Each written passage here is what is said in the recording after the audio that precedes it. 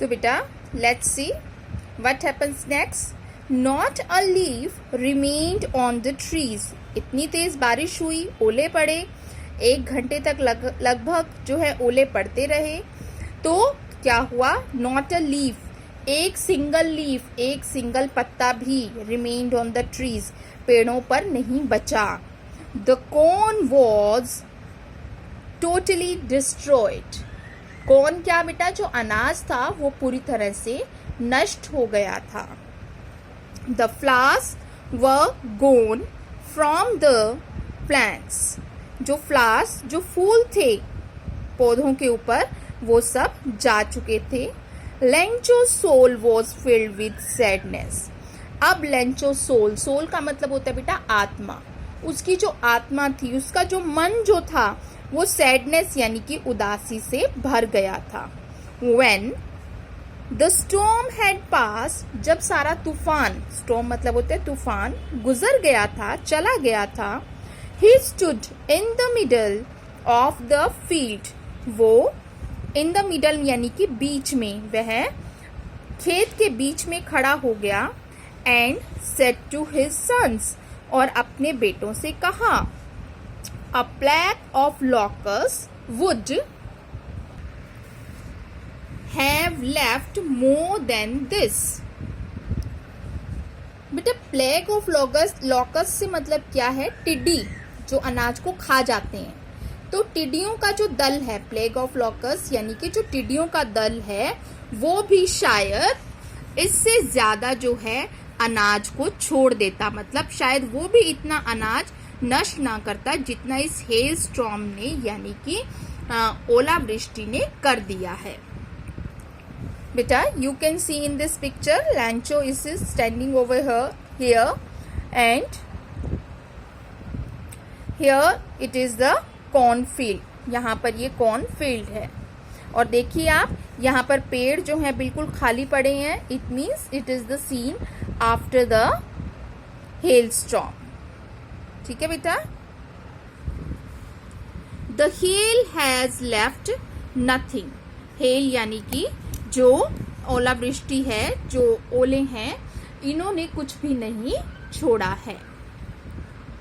This year we will have no corn. इस वर्ष हमारे पास कोई अनाज नहीं होगा. That night was a sorrowful one. वह रात जो थी वो बहुत ही उदासी भरी थी, दुख देने वाली थी. All our work for nothing. हमने जितना भी मेहनत की थी, जितना भी काम किया था, सब बेकार हो गया. फॉर नथिंग मतलब किसी चीज के लिए कुछ नहीं बचा. कहने का मतलब क्या है कि उनकी जो मेहनत थी वो सब स्पॉइल हो गए, डिस्ट्रॉय हो गई. इसलिए वो कह रही है all our work for nothing. There is no one who can help us. अब कोई नहीं है जो हमारी मदद कर सके. We will all go hungry this year. इस पूरा वर्ष हम सबको भूखे रहना पड़ेगा. But in the hearts of all who lived in that solitary house in the middle of the valley, there was a single hope, help from God.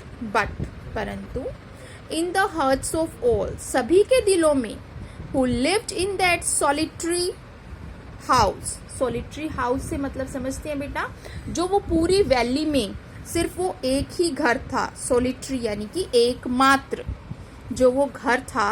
In the middle of the valley, उस पूरी घाटी के बीच में, there was a single hope. सबके मन में एक आशा थी. हेल्प फ्रॉम गॉड, भगवान की मदद की. मतलब कि वहां पर रहने वाले, जो उस घाटी में एकमात्र घर में रहने वाले जितने भी लोग थे, उन सब के दिलों में एक ही आशा थी कि भगवान जो है वो उनकी मदद जरूर करेंगे. Don't be so upset. इतने दुखी मत हो. Even though this seems like a total loss. जबकि हमें ऐसा दिख रहा है, ऐसा लगता है. सीम्स मतलब क्या होता है बेटा? लगना, प्रतीत होना.